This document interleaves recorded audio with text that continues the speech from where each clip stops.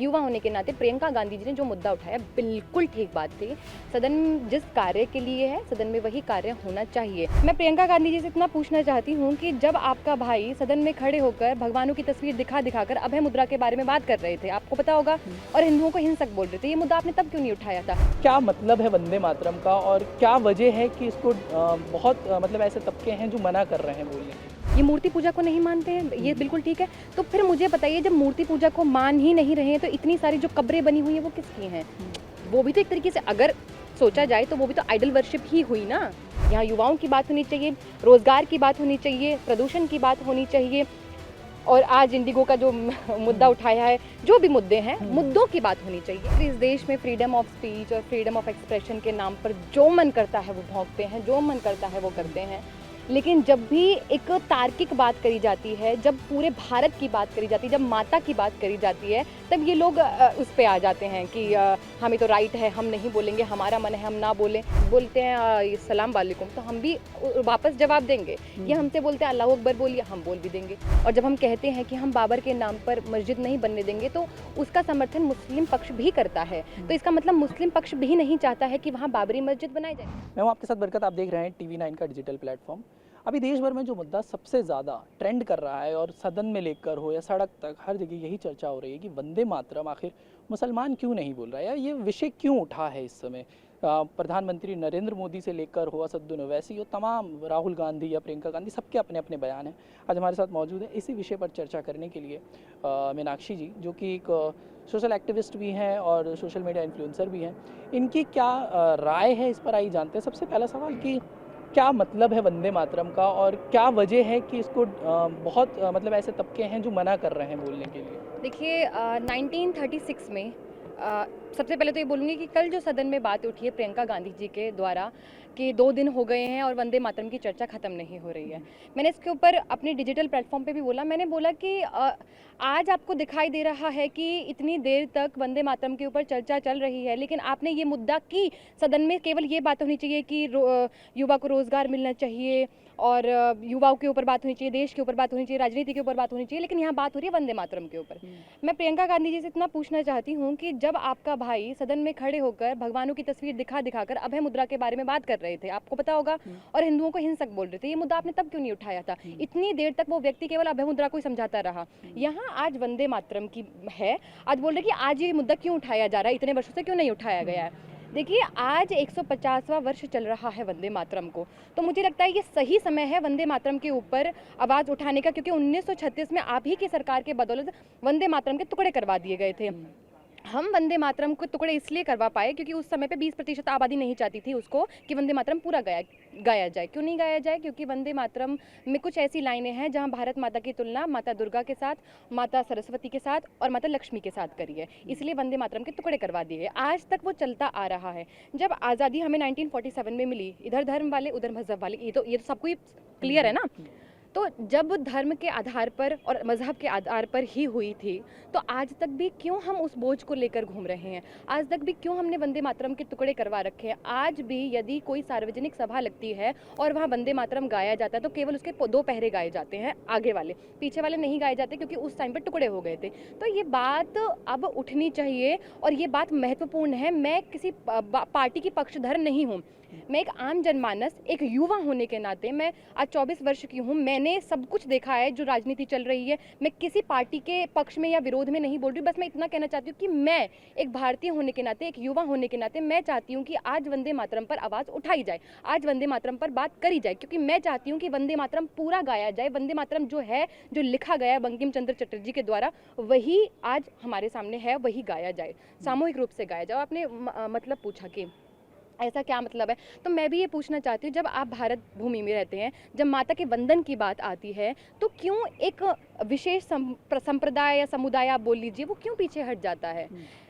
ये लोग हमेशा कहते हैं कि हाँ ठीक है, भारत एक राष्ट्र है। मेरी भी अभी डिबेट में थी, तो उन्होंने बोला कि, मैंने बोला भारत माता की आप जय बोलिए, उन्होंने बोला भारत एक राष्ट्र है। मैंने कहा भारत एक राष्ट्र बिल्कुल है, लेकिन आप जय बोलिए, आप भारत की भूमि पर रहते हैं, आप वंदे मातरम बोलिए, माता को वंदन करने की ही तो बात है।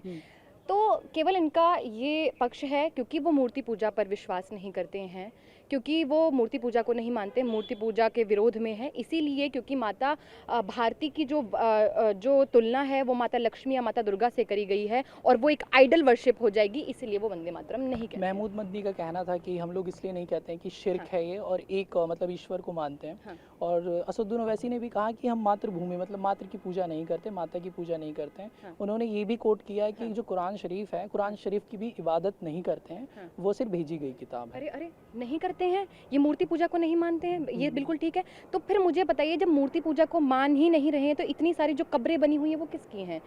वो भी तो एक तरीके से अगर सोचा जाए तो वो भी तो आइडल वर्शिप ही हुई ना।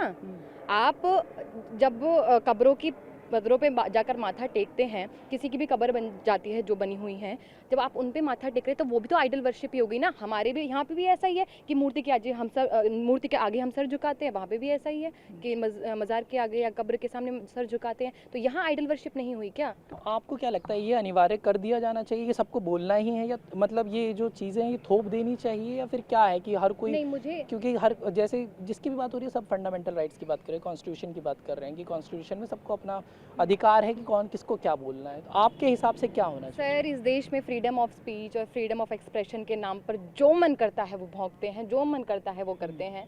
लेकिन जब भी एक तार्किक बात करी जाती है, जब पूरे भारत की बात करी जाती है, जब माता की बात करी जाती है, तब ये लोग उस पे आ जाते हैं कि हमें तो राइट है, हम नहीं बोलेंगे, हमारा मन है हम ना बोलें।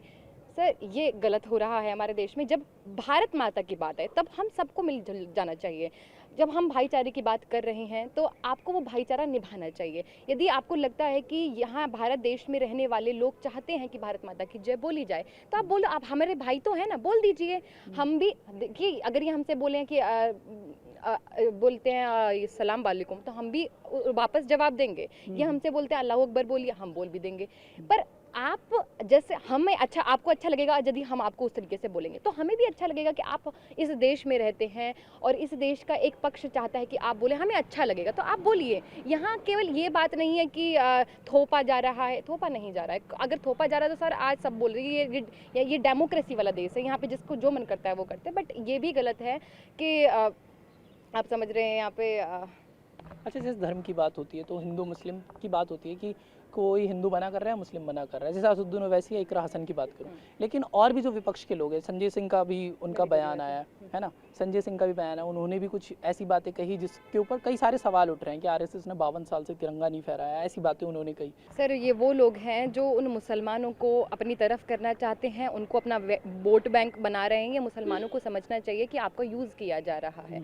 आज जब बाबरी मस्जिद बनाने की बात करी जा रही है और जब हम कहते हैं कि हम बाबर के नाम पर मस्जिद नहीं बनने देंगे, तो उसका समर्थन मुस्लिम पक्ष भी करता है। तो इसका मतलब मुस्लिम पक्ष भी नहीं चाहता है कि वहाँ बाबरी मस्जिद बनाई जाए, लेकिन अपनी उनको वोटों को बटोरने के लिए, उनके पक्ष को, उस पक्ष को अपनी तरफ लेने के लिए, मुस्लिम पक्ष को अपनी तरफ लेने के लिए बाबरी मस्जिद बनाई जा रही है। यानी उसका शिलान्यास तो हो ही गया है।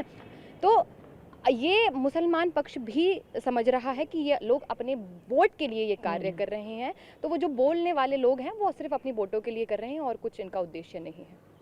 आखिर में एक सवाल बस ये कि अब क्या चर्चा होनी चाहिए सदन में, या इसकी चर्चा और होनी चाहिए वंदे मातरम को लेकर, या किसी और टॉपिक पे? नहीं, मैं कह रही थी पहले भी कि मैं किसी पार्टी का समर्थन नहीं कर रही हूँ यहाँ पे, या किसी पार्टी को दिखाने के लिए, दर्शाने के लिए नहीं हूँ। एक युवा होने के नाते प्रियंका गांधी जी ने जो मुद्दा उठाया बिल्कुल ठीक बात थी। सदन जिस कार्य के लिए है, सदन में वही कार्य होना चाहिए। वंदे मातरम की चर्चा हो गई, लेकिन अब सदन में ना होकर वो चर्चा हम आम जनमानस के बीच में आनी चाहिए और इस पर हमें विचार करना चाहिए कि वंदे मातरम के ऊपर चर्चा हो। मतलब ये हमें विचार करना चाहिए कि क्यों होनी चाहिए। हमें इतिहास पता नहीं, आज युवाओं को इतिहास नहीं पता है, युवा पढ़ता नहीं है, व्हाट्सएप यूनिवर्सिटी का ज्ञान लेता है, जो व्हाट्सएप पे फॉरवर्ड हो जाता है वही गेन कर लेता है। तो मेरा मतलब ये है कि आप आज युवा को आवश्यकता है कि वो इतिहास को जाने, इतिहास को पढ़े, उसको समझें और वंदे मातरम की चर्चा आम जनमानस के बीच में सदन में हो गई जो होनी थी। जो वहाँ से मैसेज निकलना चाहिए था वो निकल गया है। अब सदन जिस कार्य के लिए है वहाँ वही कार्य होना चाहिए। यहाँ युवाओं की बात होनी चाहिए, रोजगार की बात होनी चाहिए, प्रदूषण की बात होनी चाहिए, और आज इंडिगो का जो मुद्दा उठाया है, जो भी मुद्दे हैं, मुद्दों की बात होनी चाहिए और उसी के लिए सदन है। तो वो ठीक है, सदन में जिस कार्य के लिए है वहाँ वही कार्य होना चाहिए। लेकिन हाँ, वंदे मातरम के ऊपर एक आम जनमानस को विचार करना चाहिए कि क्यों वंदे मातरम के ऊपर इतनी बहस हो रही है। अगर चर्चा चल रही है इतनी लंबी, तो क्या रीज़न है, क्या कारण है जो इतनी लंबी चर्चा चल रही है, वो हमें सोचना है, अब युवाओं को सोचना है। बहुत शुक्रिया। धन्यवाद। ये थी हमारे साथ मीनाक्षी सहरावत जी, जिनका साफ कहना है कि सदन में और भी चर्चाएं होनी चाहिए, लेकिन ये जो मुद्दा था ये अब आम जनमानस तक पहुंच चुका है। अब वो लोग इनकी बात करें ताकि लोग जागरूक हो सकें। आप हमारे साथ बने रहिए और इस वीडियो को शेयर करिए, लाइक करिए और TV9 डिजिटल को सब्सक्राइब भी ज़रूर कर दीजिएगा।